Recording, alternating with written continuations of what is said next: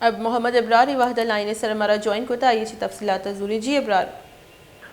جی یہ زرغون روڈ ایک بہت ہی اہم شاہراہ ہے، اسی کے 2 قدم کے آگے ریڈ زون کا ایریا شروع ہو جاتا ہے، جہاں پہ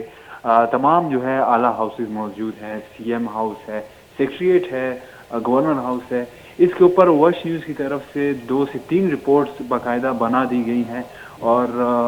اس کے باوجود جو ہے اس کے اوپر بالکل بھی ایکشن نہیں لیا جا رہا۔ معمولی سا ٹکڑا ہے، اسے 1 دن کے اندر بنا دیا جا سکتا ہے، لیکن جو ہے حکومت کی طرف سے یا انتظامیہ کی طرف سے اس کو بالکل جو ہے نظر انداز کیا جا رہا ہے۔ یہ جی ابھی جو ایکسیڈنٹ ہوا ہے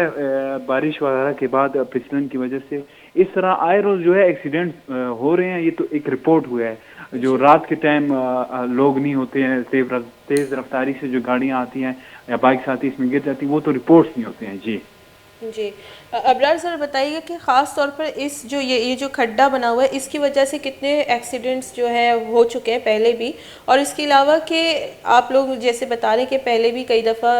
اس پر رپورٹس بنائی گئی ہیں، یہ جو زخمی ہوئے ہیں شخص، ان کی کیا صورتحال ہے، اس حوالے سے بتائیے گا۔ جی اب تک جو رپورٹ شدہ کیسز ہیں وہ 11 ہیں جو جی اس گڑھے میں جا گرے ہیں، اور جو آج ابھی واقعہ ہوا ہے اس میں ان کو معمولی سی چوٹ آئی ہے،